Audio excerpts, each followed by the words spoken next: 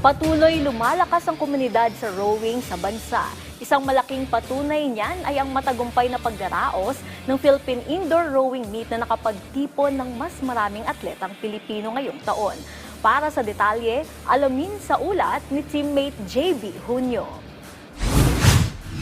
Endurance at stamina ang ipapakita ng mga rowers dito sa Philippine Indoor Rowing Meet 2026 sa UP Community Court.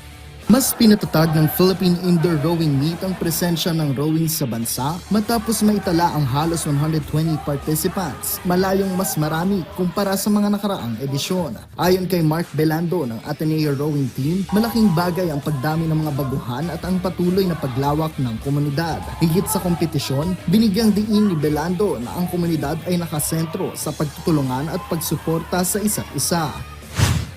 Always so energizing kapag alam mong may taong kasabay mo or if ever may nagpupush talaga sa'yo. And ito yung parang pinaparating namin for everyone here that is participating in FIRMDE. No? Trying to push their limits, really trying to see what they can do and what they are capable of. Kasi it's not really about finishing first or getting to the podium. It's about knowing that you can reach that 1,000 meters. It's about being able to push through what you think is your limit talaga. So parang very, very important na meron tayong big community, big support mo. And as of right now, we're still trying to look for more ways to try and reach out to the general public. Para so far, parang effective naman talaga. Parang marami rin kasi yung participants. Ayon pa kay Belando, mahalaga ang mga ganitong torneo upang mas mapalawak ang kaalaman ng publiko sa sport na madalas ay hindi nabibigyan ng sapat na atensyon. It's a good sign for the sport of rowing in general because even before firm or anything, rowing has always been like an undervalued sport. Hindi masyado narinig na parang, oh, rower ako. Maybe dragon boat, di ba? Mas kilala rin tayo dun.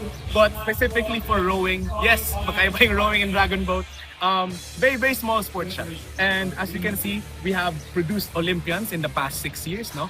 Very, very important now. We support these athletes and we have grassroots programs then to try and look for more athletes to join the sport.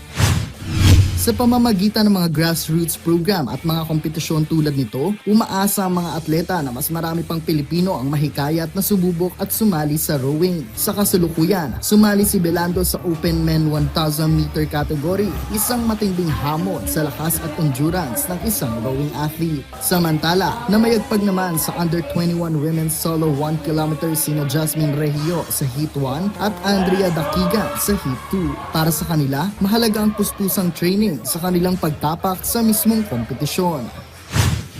Pinapaalala po lagi ng captain namin is that talagang nag-train po kami para dito. So, yung gagawin lang namin on race day is apply yung anong tinaining namin. At alalahin lang lagi na kaya namin to kasi pinag-training namin to eh. So, wag mo aksahin yung energy at effort mo. Totoo po, parang kinakabahan pa ako sa first competition. Pero yung goal ko lang today is to do my best. Parang perform lang according to my training. Parang wala namang kailangan parang superhero move. So, kung ano lang tinayin ko, ay Nagpamalas ng lakas at determinasyon ang mga rowers dito sa 2026 edition ng Philippine Indoor Rowing Meet. JB Junio para sa Atletang Pilipino, para sa Bagong Pilipinas.